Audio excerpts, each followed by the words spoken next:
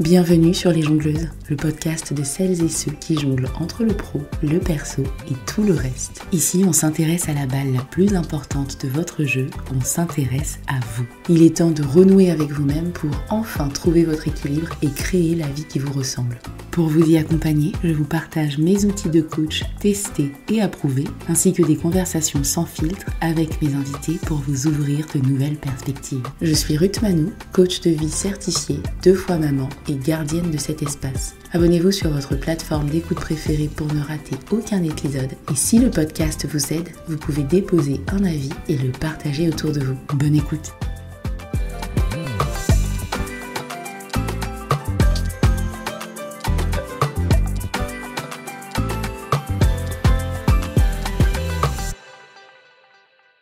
Hello mes chères jongleuses, hello mes chers jongleurs, quelle joie de reprendre ce micro. Ça faisait un moment que je n'avais pas publié et je suis hyper heureuse de revenir aujourd'hui avec un épisode qui incarne tout l'esprit du podcast. Une conversation à cœur ouvert, un parcours de vie riche et un récit de transformation personnelle pour ouvrir à de nouvelles perspectives. Petite parenthèse avant de commencer, et si on se tutoyait? Parce que c'est comme ça que je parle ailleurs, dans mes sessions, dans ma newsletter ou sur les réseaux. Et j'ai envie qu'ici aussi, ça soit direct, simple et sans filtre. Alors si ça te va, je t'embarque avec moi dans ce nouveau changement. Pour marquer le 80e épisode du podcast, je reçois pour la première fois un jongleur. Aurélien est un ancien coaché que j'ai eu énormément de plaisir à accompagner, notamment sur des enjeux professionnels liés à son activité. Un métier passionnant, exigeant et qu'on connaît souvent mal, celui d'agriculteur. Il travaille avec sa compagne, Bao, dans leur ferme maraîchère en Bretagne et on a parlé ensemble de ce que ça implique. Le travail en couple, les joies et les défis du quotidien et tout ce que ça demande d'adaptation, d'équilibre et de conscience. Et puis j'avais aussi envie de partager une autre facette du parcours d'Aurélien, ce lien presque sacré au vivant qu'offre son métier. Un rappel que nous sommes tous interconnectés et une invitation à écouter nos propres rythmes naturels pour mieux jongler avec nos balles. Et bien sûr, on a aussi évoqué ce que le coaching lui a apporté. Plus de sérénité et d'organisation au travail, plus de fluidité dans sa communication avec ses proches, des relations plus authentiques et un meilleur équilibre entre son énergie fonceuse et une qualité d'écoute plus présente. Merci Aurélien pour ta confiance et pour ta générosité dans cet épisode. Salut Aurélien, bienvenue sur le podcast. Salut Ruth, merci de ton accueil. Avec plaisir, tu es le premier jongleur à prendre la parole à mon micro et j'en suis très très heureuse.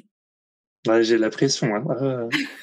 Ah bah là oui, tu représentes la moitié de la population, donc effectivement, sacrée pression sur tes épaules. On a travaillé ensemble une bonne partie de l'année dernière et tu viens aujourd'hui nous raconter un peu cet accompagnement-là. Mais en fait, je trouve que tu as un parcours hyper intéressant, hyper riche, un métier, tu es le premier fermier que j'ai coaché et je trouve ça trop cool. Je trouve que ton métier, il est absolument génial et j'ai envie que tu en parles un peu, que tu le partages avec mon audience. Est-ce que ça te va? Ouais, bien sûr. Ouais. Ok. Alors, est-ce que tu peux te présenter pour commencer? Ouais, donc je suis Aurélien Ferco et je suis effectivement maraîcher. J'ai une ferme dans le Finistère et je suis associé avec ma chérie, donc ma compagne, sur une dizaine d'hectares.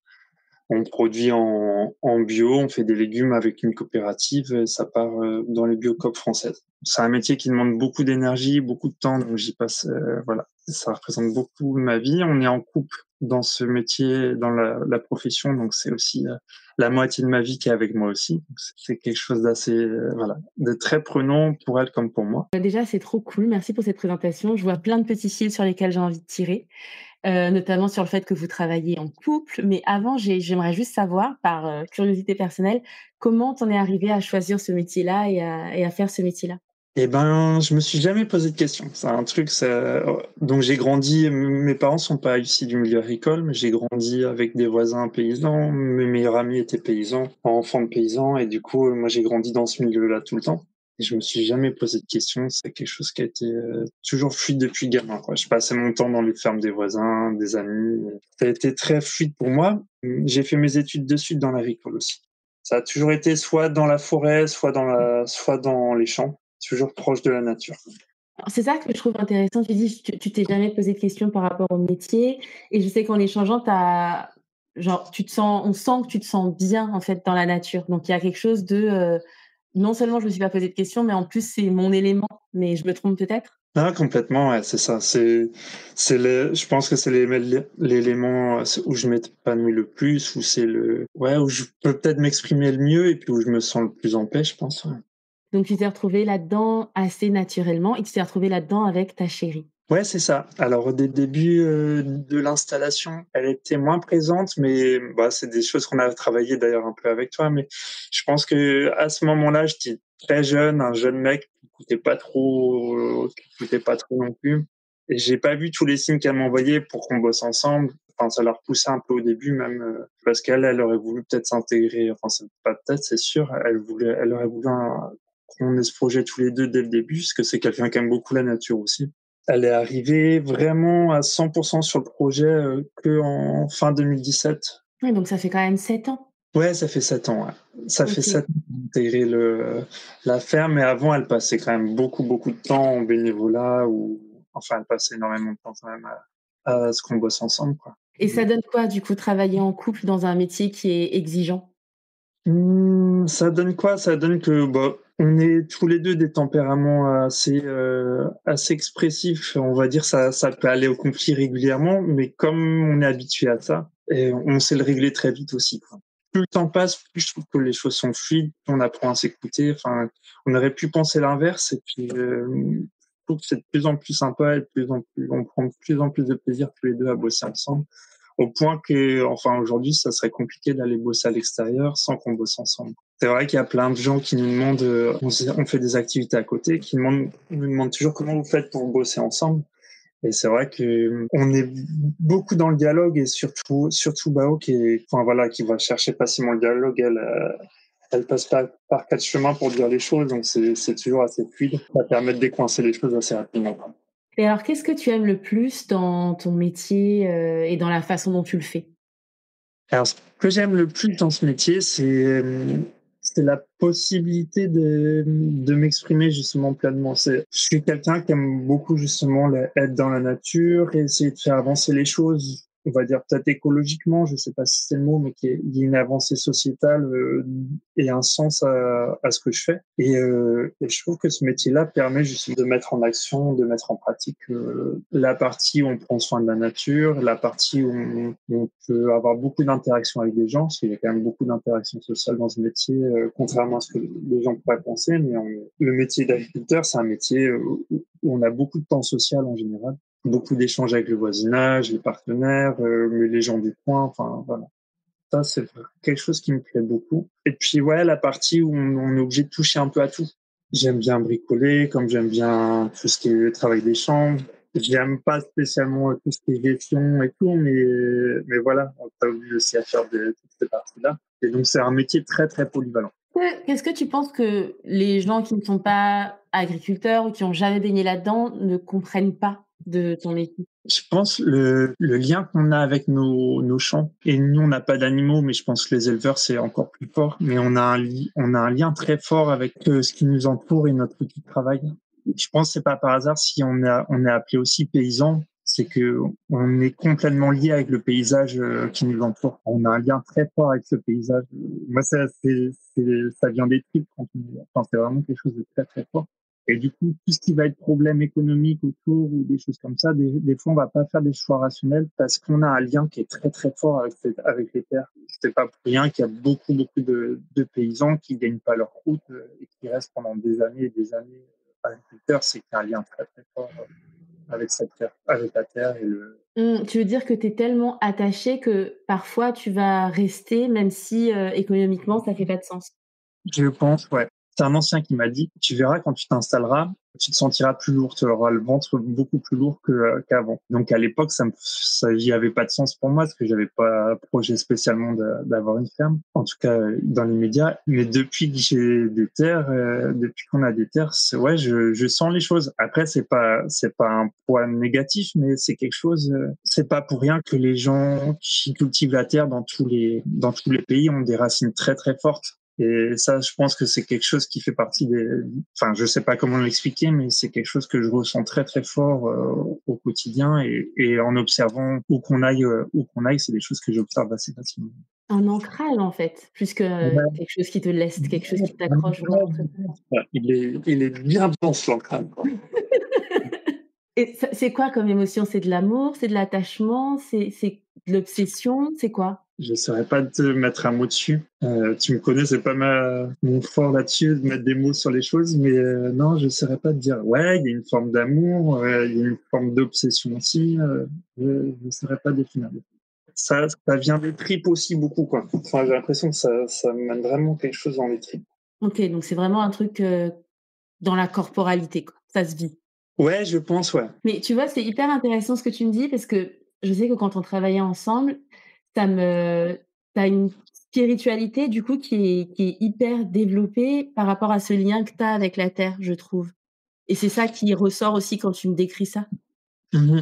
Complètement, ouais. Après, ouais, c'est pareil, j'aurais du mal à te mettre un nom sur cette spiritualité, mais oui, oui, il y a des liens très forts, Si je travaille là-dedans aussi, c'est parce que je me sens connecté à la terre. Tu vois, par exemple, si je vais bosser, je bosse, j'ai d'autres activités de temps en temps à l'extérieur. Quand je suis trop en ville ou trop déconnecté des éléments, je me sens vraiment très mal. C'est physique même, quoi. C'est plus que mental, c'est physique, ouais.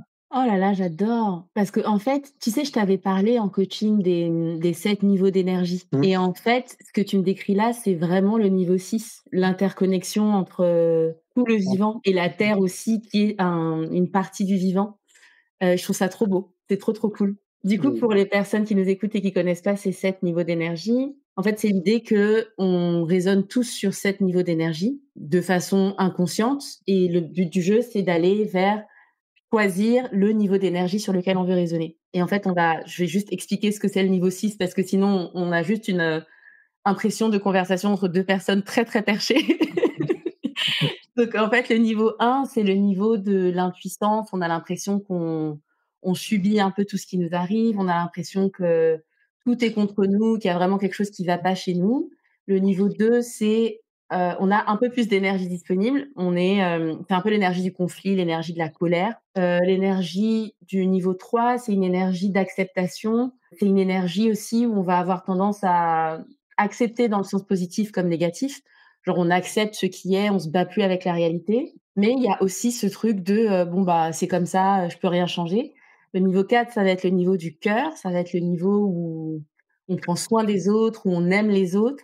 Le niveau 5, ça va être le niveau où on cherche les opportunités et surtout on voit les opportunités partout.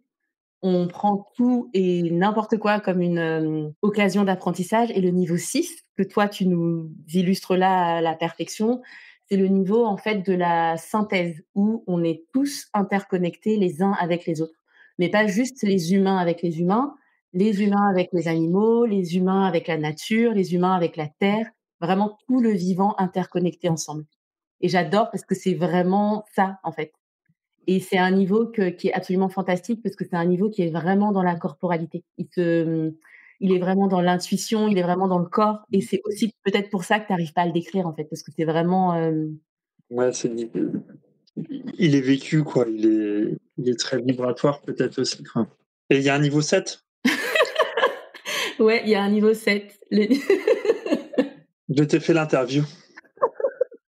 ouais, il y a un niveau 7. Le niveau 7, c'est le niveau, en fait, où il y a plus aucun jugement, il y a plus aucune limite. C'est le niveau de la passion absolue, c'est le niveau de la création. Il y a aucun niveau qui est positif ou négatif, donc tu peux pas vivre non plus pleinement au niveau 7. Tu peux vivre pleinement au niveau 7 quand tu es mort et que tu n'as plus aucune matière et aucune physicalité, mais c'est le niveau où tu es vraiment dans la création pure, quoi. Tu as plus aucun jugement. Tu es pas juste en train de jouer aux jeux vidéo, tu es en train de le coder, tu es en train de le dessiner, tu es en train de jouer en même temps. Ça te parle? Parfait, c'est vrai. Moi, ça me fait un bon petit rappel et je pense que c'est une chouette manière de pouvoir se décortiquer. Alors, on va revenir un peu sur terre, après ce niveau 7. Donc tu nous décrivais un peu comment tu vis ton métier, comment tu y es arrivé, le fait que vous travaillez en couple et tu nous disais aussi que c'est un métier qui est exigeant. Comment est-ce que ça vit avec les autres balles de ton jeu de jongleur? C'est pas toujours facile, on va dire qu'aujourd'hui, c'est plus à l'équilibre. Disons que comme ça demande beaucoup d'énergie, enfin, en tout cas, c'est pas forcément que ça demande, mais c'est comme justement ça prend un peu, on se laisse prendre facilement. Après, je pense peu importe le boulot qu'on a, et si quand on a monté un truc, on a envie que ça réussisse, on y met vite du cœur aussi.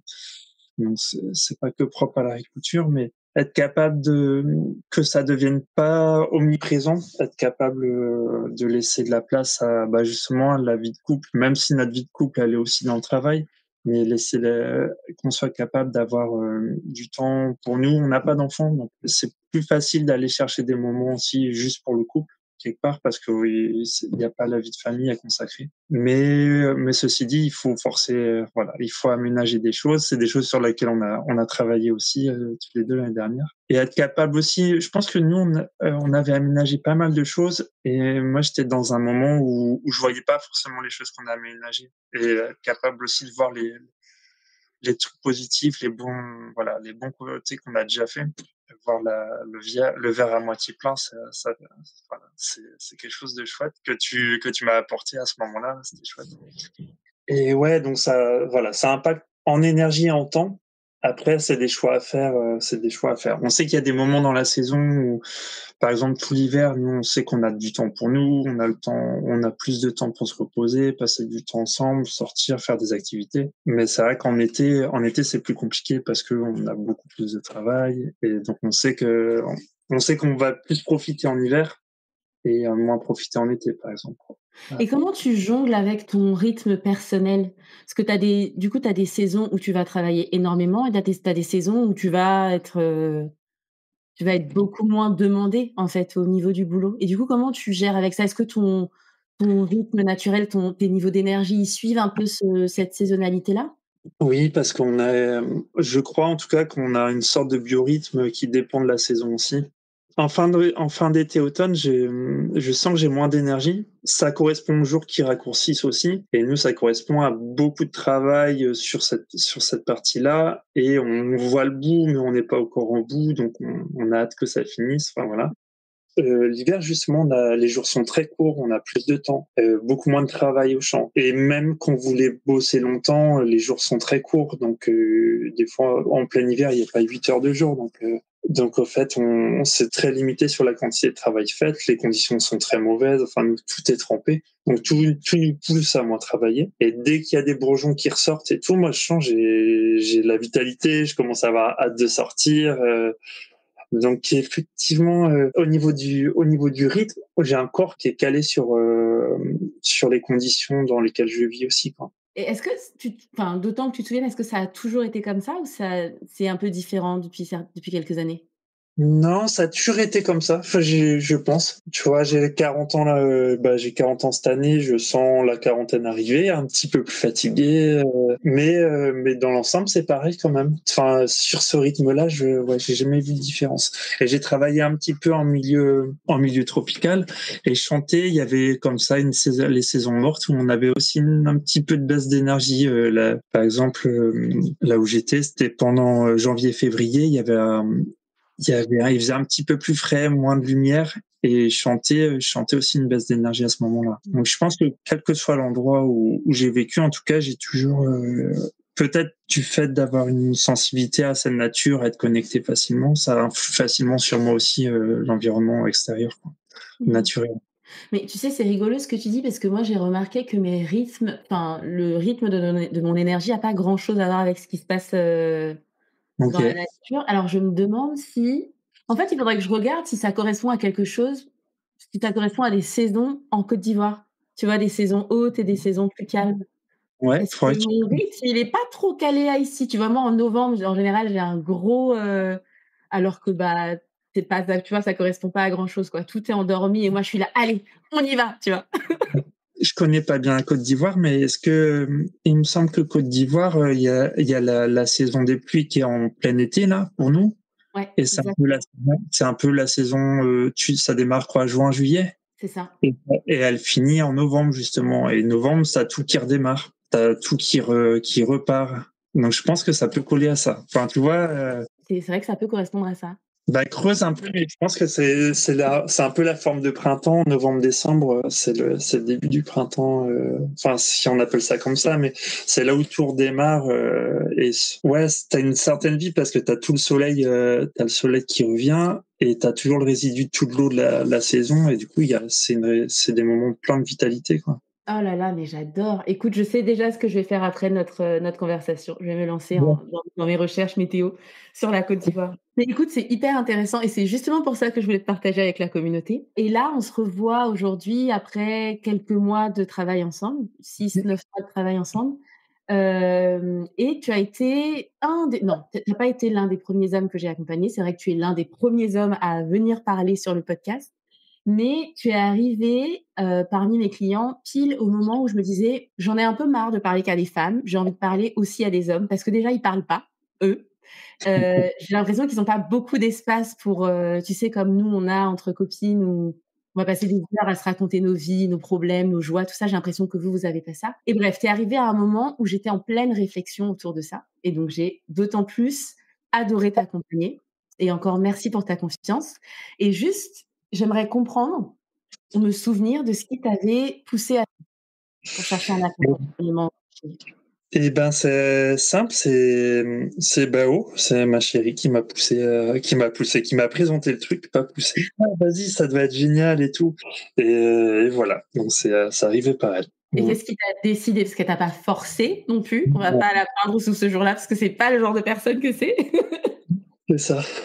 Non, ce qui m'a poussé, c'est que je pense que je me sentais peut-être mûr justement à commencer aussi à faire un peu d'introspection sur, qui j'étais, ce que je faisais, c'était quoi qui pouvait me bloquer ou qu'est-ce que j'avais besoin pour évoluer.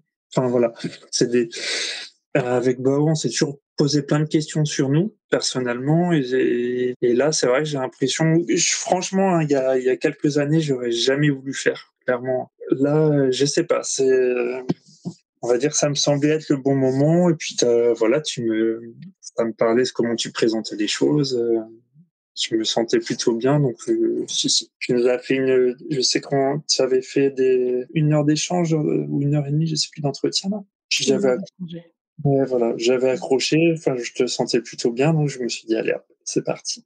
OK. Et qu'est-ce qui est différent en toi maintenant par rapport à il y a quelques années où tu te dis: «Ouais, je me lance dans un accompagnement comme ça»? Peut-être la moins peur de m'ouvrir aux autres, enfin de parler, enfin de s'ouvrir sur ces questions-là. Ouais, je pense que c'est beaucoup ça. On a une société, en tout cas, moi j'ai cette impression en tant qu'homme, on a l'impression que ça nous coûte de communiquer, de partager. Et en fait, c'est tout l'inverse, quoi. Ça nous apporte énormément de pouvoir communiquer et parler de plein de sujets qu'on n'a pas l'habitude, parce que c'est vrai que moi avec mes potes on parle beaucoup mais on parle très peu de nous, de nos voilà, de comment on ressent les choses. Comme tu dis, c'est vrai que c'est peut-être plus sociétalement c'est plus féminin et ouais, c'est pas des espaces qu'on s'autorise, en tout cas c'est pas qu'on peut pas, hein. Mes potes, je leur parlerai de choses plus intimes ou qui me tiennent à cœur, ils m'écouteraient avec plaisir. C'est juste que c'est pas dans les mœurs du tout, quoi. Ouais. Alors Mmh. c'est quoi enfin tu penses le message ou ce que tu vois en grandissant, c'est quoi le message, tu penses, que la société t'envoie qui fait que en tant qu'homme, qui fait que tu te dis: «Ouais, non, c'est bizarre de parler de ça avec mes potes, ou je peux pas trop parler de ça». C'est quoi, en fait? Comment vous vivez les choses, vous?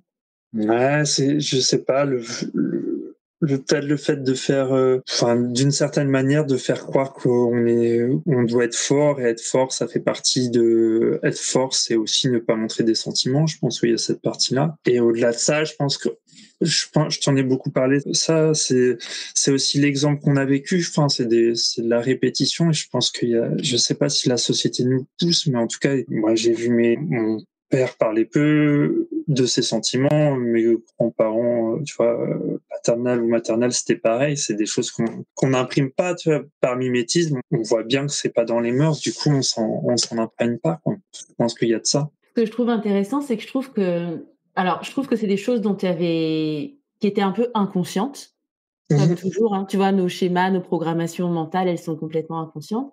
Mais je trouve que toi, tu as réussi à dépasser ça, justement, au fil des sessions.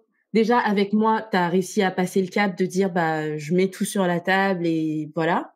Et ensuite, dans tes relations, dans tes interactions, dans ta communication, j'ai l'impression que tu as réussi à casser ce cycle. Comment est-ce que toi, tu le vois? Ouais, ouais, si je le sens. Après, je suis pas quelqu'un qui va forcément m'exprimer facilement sur tout de base, donc j'ai pas crié sur la place publique tout, mais oui, effectivement, je pense que même avec des amis, c'est plus facile, ouais, pour moi d'exprimer des choses dans le positif comme dans le négatif, quoi. Qu'est-ce qui a changé? Je pense que j'ai l'impression en tout cas que les discussions sont plus fluides, tu vois, plus de fluidité du coup, parce que bah moins peur de cacher des parties de soi. Et alors ce truc-là de dire, je peux pas trop parler de tel ou tel truc, dans quelle mesure est-ce que ça t'a fait hésiter au moment où tu t'es dit: «Bah tiens, je vais voir une coach, je fais un appel découverte, ensuite je signe». Dans quelle mesure est-ce que ça t'a fait hésiter? Ça n'a pas été quand même le plus gros frein. Je pense pas que ça a été le plus gros frein. Tu vois, c'est que je me rendais même pas forcément, enfin si, je m'en rendais compte, mais ça, en allant vers toi, j'avais pas l'impression, enfin je me disais pas: «Ah, je vais devoir m'ouvrir, ça va me freiner».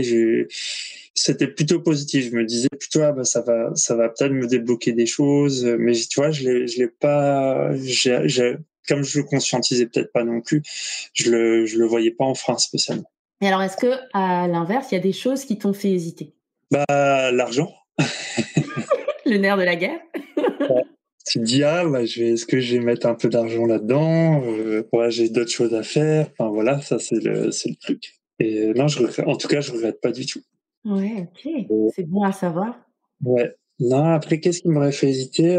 Le simple fait de me dire que je vais être coaché, d'avoir un accompagnement, tu vois? Le mot coaching, c'est pas quelque chose qui résonne beaucoup en moi et pourtant, et je me dis: «Ah, c'est bon, je me débrouille assez bien». Bah, c'est une bonne coach de vie et complètement, donc j'ai déjà ma coach à la maison, mais du J'adore. coup, ça pouvait être ça tes freins, tu vois? OK, et donc là, j'entends ce qui t'a fait passer, au-delà de ça, c'est de te dire: «Non, en fait, je veux bien un accompagnement, en plus, quoi». Ouais, complètement. Ouais, ouais, je me dis, bah, je pense que, ouais, j'ai beau être un mec assez sûr de moi, sur plein de choses au quotidien, je me suis dit: «Mais en fait, c'est peut-être, voilà, un bon moment pour se remettre en cause aussi, un bon moment pour, bah, faire, un point sur soi-même et puis surtout évoluer parce que je voyais bien qu'il y a des choses, tant dans mon couple qu'au niveau professionnel que j'arrivais pas à gérer et voilà, donc il y avait des je pense qu'à ce moment-là, j'avais besoin de me remettre en cause sur certaines choses et j'étais prêt à entendre des remises en cause aussi, quoi. En fait, tu étais au moment de ta vie où tout ça, tous les bénéfices te paraissaient beaucoup plus importants que le fait que ça allait te coûter de l'argent, que, bah, tu avais déjà ce qu'il fallait à la maison. Side note, pas vraiment, parce que tu peux pas être jugé partie tu peux pas coacher quelqu'un qui est proche de toi. Et du coup, tu es à un moment de ta vie où tu te dis: «OK, en fait, là, je suis prêt à changer certaines choses, je suis prêt à entendre certaines choses, je suis prêt à dire certaines choses. Donc oui, ça va me coûter de l'argent et en même temps, je suis prêt». Ouais, complètement. OK. Si tu pouvais retourner quelques mois en arrière et te dire quelque chose qui t'aiderait à passer à l'action plus rapidement, tu vois? À moins tergiverser, qu'est-ce que tu te dirais? Hem, j'ai plus le mot en tête, mais je pense que même ça devait être une phrase que tu avais dite. Ça me coûtera toujours moins de faire les choses maintenant que justement de rester mal dans ma peau ou de pas avancer, quoi. Mais je trouve qu'un des trucs où tu m'as beaucoup aidé justement, c'est ça, c'est de se dire: «Mais ça coûte beaucoup moins d'agir et d'aller de l'avant que de rester bloqué dans des situations». Finalement, on a des peurs, on a des peurs. On a des habitudes de blocage au niveau du changement et souvent ça nous coûte plus, ça nous endommage plus que si on acceptait le changement, quoi. C'est tellement confortable, même si on n'est pas bien dans la situation, c'est tellement confortable de continuer comme on le fait depuis toujours, comme nos ancêtres l'ont fait avant, que le cerveau met en place tout un tas de tu sais, exactement, pour que tu restes bien là où tu es, même si en fait, c'est Ouais. pas du tout là que tu dois rester. Donc, c'est tellement complètement normal ce que tu décris. Comment est-ce que tu as vécu l'accompagnement? Bah, très bien. Franchement, c'est pas pour jeter des fleurs, mais je trouve que tu très à l'écoute déjà. Pour une personne comme moi qui s'exprime pas forcément de fou, enfin, en tout cas, au niveau des émotions, c'est pas évident à sortir ou même des choses de fond, quoi. J'ai ressenti le fait que tu es capable de laisser faire venir les choses et puis poser les questions au bon moment pour que ça sorte. J'ai senti quand même une certaine fluidité, tu vois? C'était fluide et puis bienveillant et puis quand il faut piquer au bon endroit, tu sais piquer au bon endroit pour réveiller les choses. Mais non, j'ai trouvé ça très, très efficace et pertinent, et puis très bienveillant aussi, quoi. Trop heureuse que tu aies vécu les choses comme ça. Où est-ce que ça a le plus, bougé pour toi dans ta vie? Un peu partout quand même. On va dire que surtout professionnellement, où j'ai réussi à fluidifier pas mal de choses, et que ça soit dans la relation de couple aussi, ou même des activités extérieures, je sens les choses beaucoup plus fluides, et on va dire que j'accueille plus les choses aussi. Avant, je suis quelqu'un d'assez fonceur et d'obstiné. Si j'ai un truc dans la tête, j'avance, c'est une force, mais c'est aussi ce qui m'a fait avoir des grosses difficultés dans ma vie. Donc, je pense que ouais, c'est ce point-là où j'écoute un peu plus les choses et gagne un petit peu plus de souplesse vis-à-vis de l'écoute des gens autour de moi et de ce qui peut arriver, des événements qui peuvent arriver autour de moi. Et pour autant, tu as pas perdu ton aspect, ton côté fonceur qui est «positif» entre Non, guillemets? ouais, non, non, non, non, c'est ça, c'est le retourner en force, quoi, mais pas que ça soit une force bête et méchante, quoi. Efficace et concentré. Voilà, efficace et content. J'adore. Tu nous as déjà dit un peu, au cours de la conversation, les sujets sur lesquels on a travaillé, des choses que tu as retenues. Mais, qu'est-ce que tu gardes avec toi de cet accompagnement? La bienveillance que tu as, et puis le cœur que tu mets dans ce que tu fais, ça c'est quelque chose de vraiment chouette. Enfin, on sent que tu mets vraiment du cœur, et de la passion. Je trouve que ça aide à s'ouvrir et à ouvrir les choses à la discussion. Et puis la diversité aussi des points à apporter, enfin des choses à apporter. Tu vois, moi j'avais tendance à parler vite que du boulot, des choses comme ça. Et toi, tu as réussi à vite ouvrir les choses, et de manière assez subtile et simple, sans que je me sente en danger, ou je referme les choses. Enfin, le tact que tu as, je trouve, voilà, c'est très bon. Bah, écoute, je suis ravie que tu le perçoives comme ça parce que c'est vraiment comme ça que je vis mon métier. Vraiment, j'ai et tout à l'heure, tu parlais de cœur, tu parlais d'attachement. Déjà, c'est les personnes que j'attire. Les personnes qui travaillent avec moi sont beaucoup comme toi. Il y a énormément de cœur, que ce soit chez moi ou chez elles. Donc c'est rigolo comme ça Ouais. rentre en résonance et je suis trop heureuse que ce soit comme ça que tu aies vécu les choses et que tu te sois sentie bien, en fait. Vraiment, ça me tenait à cœur, donc c'est chouette que ce soit ce qui reste. Bah, super. Et c'est aussi pour ça qu'on commence par, tu sais, par faire un bilan à 360° parce que c'est un coaching de vie. Donc en fait, ce qu'on fait évoluer, c'est toi. Les domaines de vie, ils sont presque accessoires, en fait. Mais en réalité, l'objet de l'accompagnement, c'est vraiment toi en tant que personne, parce que la façon dont tu agis à un endroit, c'est exactement comme ça que tu agis ailleurs. Donc à chaque fois qu'on travaille sur quelque chose, c'est presque accessoire parce qu'en fait, c'est toi la personne qui fait un upgrade à chaque fois. C'est pour ça qu'on fait ce truc à 360°. Après moi, ça me permet de dire: «Ah bah tiens, tu avais parlé de ça, qu'est-ce que tu en penses? Est-ce que c'est le moment?» Et après, c'est aussi Mmh. une relation de confiance. Bah, justement, tu as cette force-là, je trouve, de mettre en confiance. En tout cas, moi, tu m'as mis en confiance très facilement. Ouais. Bah, écoute, j'en suis honorée. Merci beaucoup. Alors, on va passer au questionnaire de la fin avec notre première voix masculine sur la question. Alors, tu as la possibilité d'envoyer un message vocal à un groupe de personnes sur Terre pour leur transmettre un message qui te tient à cœur, justement. Qui est-ce que tu choisis et qu'est-ce que tu leur dis? Je leur dirais sûrement on vit pas dans une époque facile, mais qu'on a tous notre part à faire dans ce monde-là, et nos responsabilités, et qu'on a tous la force d'agir pour que les choses évoluent en mieux sur cette planète. Donc, je dirais aux gens de se prendre en main et de trouver les belles choses aussi autour de soi pour pouvoir avancer. Imagine que tu peux envoyer un message à celui que tu étais par le passé. Quelle période de ta vie est-ce que tu choisis et qu'est-ce que tu te dis? On va dire une dizaine d'années en arrière. Et puis, qu'est-ce que je dirais? Je dirais, écoute plus les gens qui t'entourent, et dont ta série, par exemple. Tu vois, c'est pas en forçant qu'on arrive les choses, mais en écoutant plus, et suivre les courants. Enfin, pour quelqu'un d'obstiné comme moi, être capable de suivre le courant. OK. Et c'est ce que tu appliques aujourd'hui? Ouais, j'ai l'impression. OK. Alors, pour finir, j'aimerais que tu nous laisses ta croyance soutenante la plus puissante, parce qu'on parle beaucoup de croyances limitantes. On parle pas assez de croyances soutenantes. Donc toi, si tu pouvais nous laisser, dans ce podcast, ta croyance soutenante la plus puissante, qu'est-ce que tu nous dirais? Et ben, ça va un petit peu avec le mot d'avant, mais je crois vraiment qu'on a le pouvoir d'agir. Voilà. Nous, êtres humains, on est des gens quand même avec une certaine puissance et on a la capacité de changer les choses et beaucoup de choses, beaucoup plus qu'on ne pense. Juste croire en soi, croire en les autres et puis s'investir dans ce qui nous parle et dans ce qu'on aime. Je pense que ça peut être ça. Voilà. Ma croyance soutenante, c'est vraiment qu'on est très puissant et fort. On peut aller voilà, vers des très très belles sociétés si on y croit et qu'on veut y aller.